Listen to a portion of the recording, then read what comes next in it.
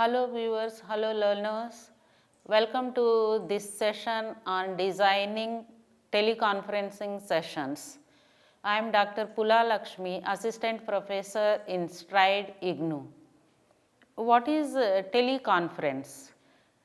In simple terms, it is a meeting between one individual with many people through telephone or network connection located in same city or in different cities, states and countries.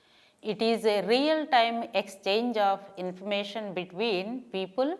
People can conduct meetings, trainings, demonstration, data transfer and etc. Educational teleconferencing is a valuable medium for distance education. It involves the use of several media and permits interactive group communication by means of a two-way broadcast. Today depends on this technology is accelerating. Technical description. Here the technical description is that it is an electronic means which can bring together 3 or 4 people into 2 or more locations to discuss or share the use of two-way and one-way video, both full motion and slow scan, electronic backboards, facsimile, computer graphics, radio satellite and video text. However, the most essential part of the forms of teleconferencing is a good quality audio system to help immediate interaction among the participants for information exchange. These are a relatively quiet line, ready accessibility and acceptable local and long distance rates. For designing teleconference sessions, we have to be very careful here.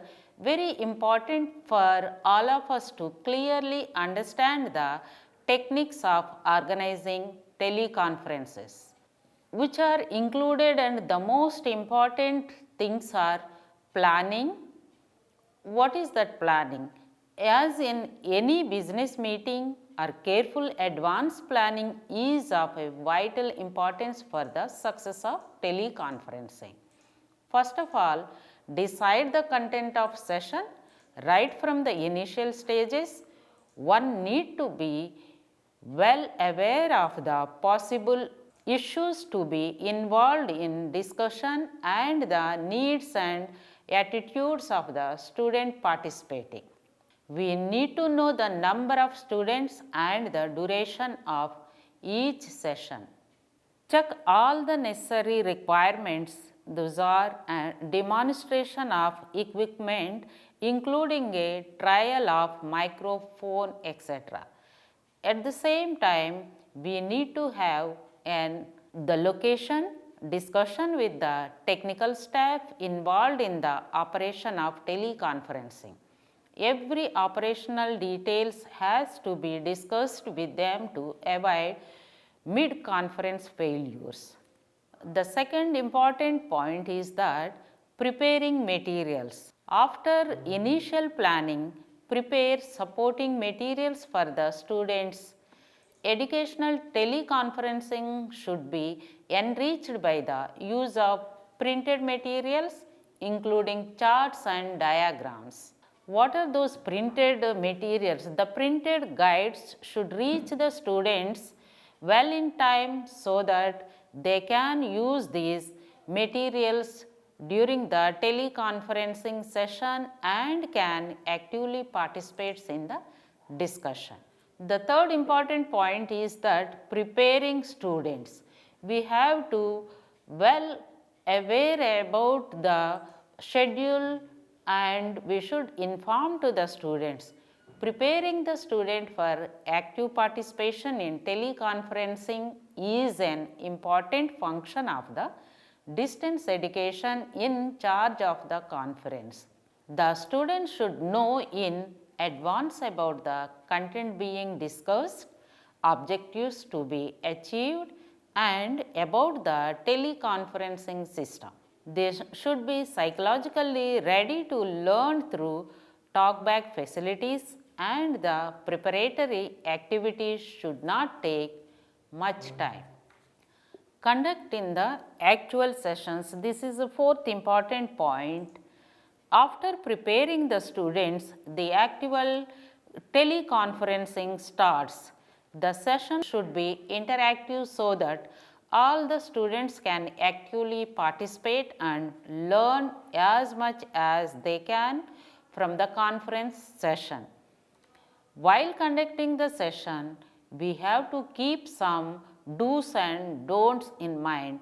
They are as follows. There is a need to add human touch and humor as and when required, provided it does not disturb the educational value of the discussion.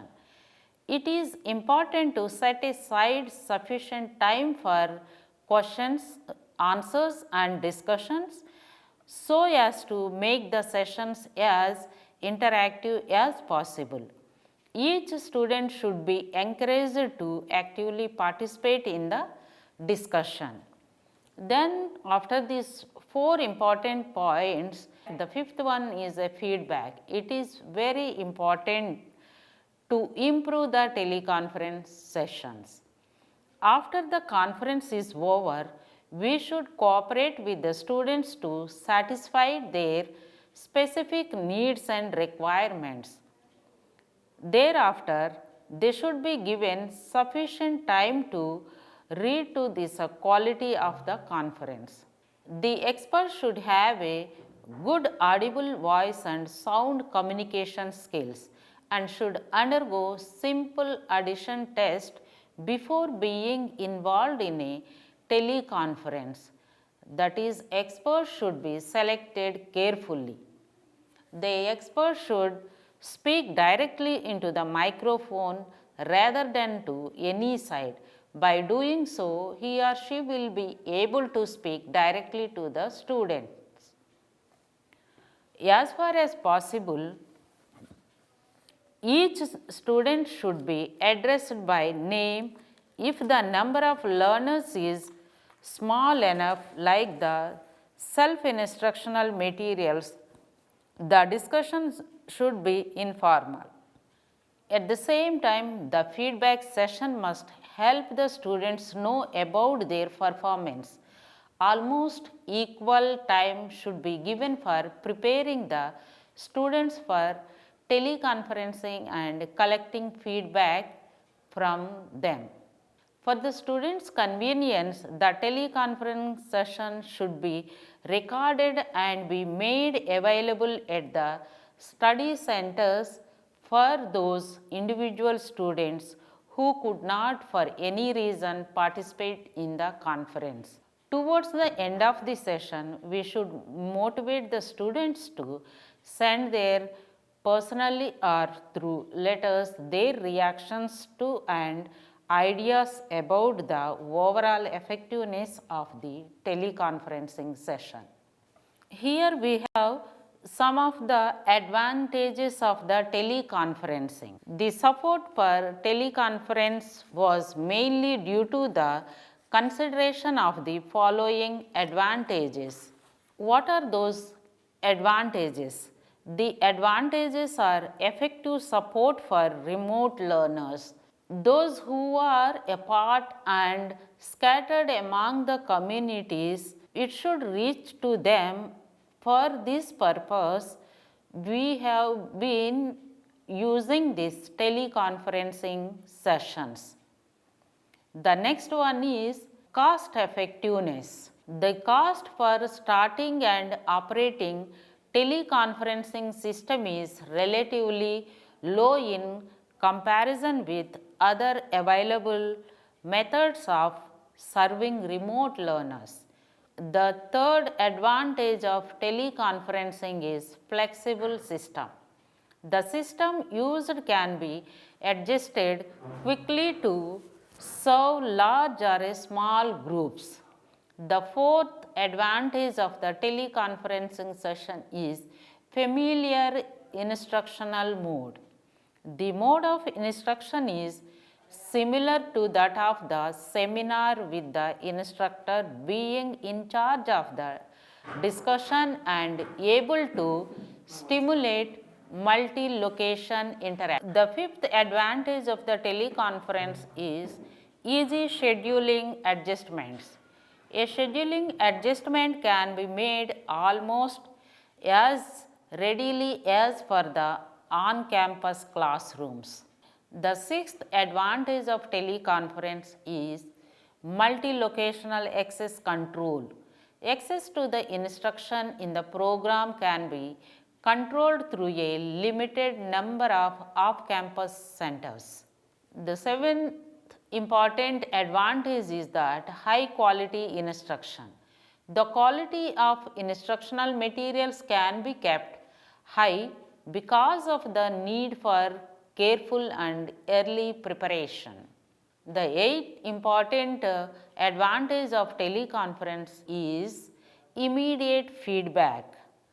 The teleconferencing system provides the facility for immediate feedback to the learners and allows them to convey their reactions to the tutors. For conducting teleconferencing sessions, some of the limitations are there. What are those? The limitations of teleconferencing are teleconferencing has a certain inherent limitations due to which it is not frequent use in education.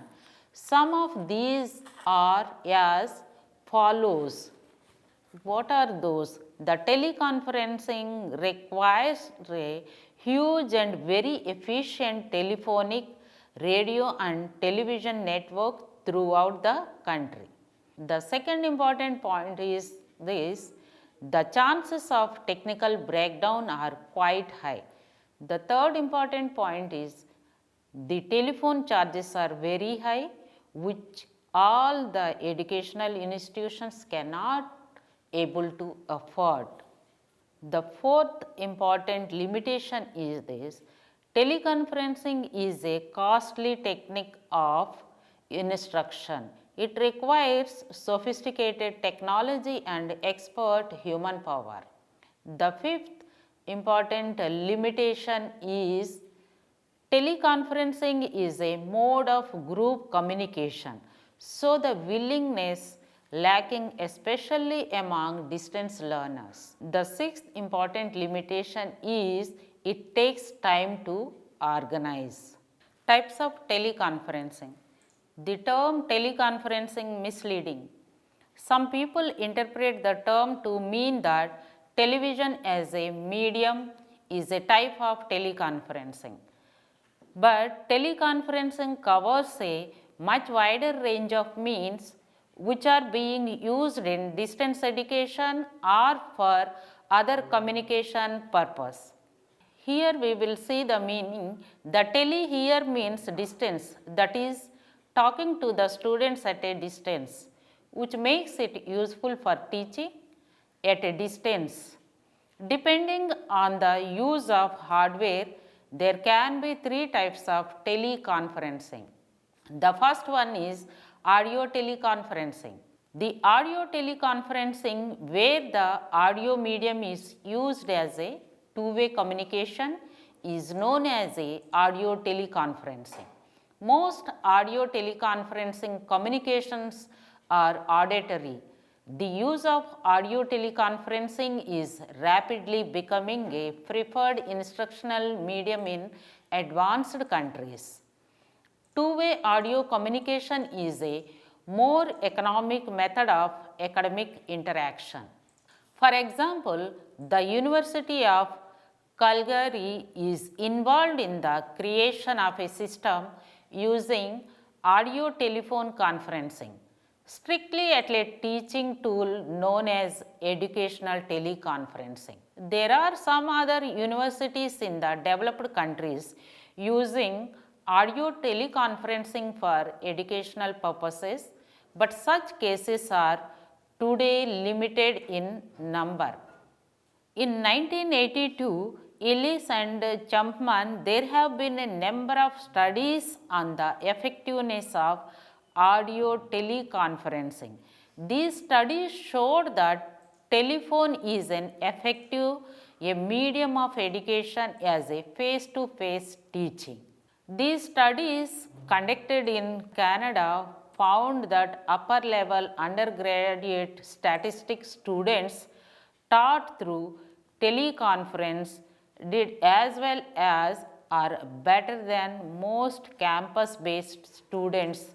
They have conducted the Ellis and Chapman in 1982. And the satisfaction recorded among the students was high, and remote learners, though the course did not lack rigor or suitable contact. The second important type is the video conferencing. This type of teleconferencing is arranged by combining two-way video medium. The video teleconferencing increases the quality of interaction because both the teacher and expert and the student can see each other and can share their feelings and experiences. The third important type of teleconferencing is computer teleconferencing, which is adequate facility of suitable hardware. Information can be sent and received at the convenience of both the teacher and the student with the use of computers. It is a most effective way of teleconferencing. The computer conferencing can be text-based or full video-based. Web conferencing methods use chat and instant messaging. Now we will sum up with this, the teleconferencing. In this topic, the key points are summarized as follows, and here we are summing up various organizations in India, in developed and developing countries have conducted experiments in education and other areas by using this technology. It has emerged as a new media and tool for conferencing, training and education. There are different types of teleconferencing which have their own advantages and limitations, which I have already discussed above. The advantages of teleconferencing, again here summarizing, most of the widely scattered students can be approached through teleconferencing. Many different topics can be covered and scheduling adjustments are easier and constant contact with the teacher. The keywords are here the teleconference and transponder. What is a teleconference? Which I have already explained, but the key word of a teleconference is exchange of information over a telephone network so as to be received by more than one person. Teleconference can be audio based, video based and computer based. Transponder. The transponder is an automatic device that transmits predetermined messages in response to predefined signal. They are used in satellites to transmit specific message related through generation of electromagnetic wave. Here the references and further readings are for to go through and get a more detail about the designing of the teleconferencing. Thank you very much.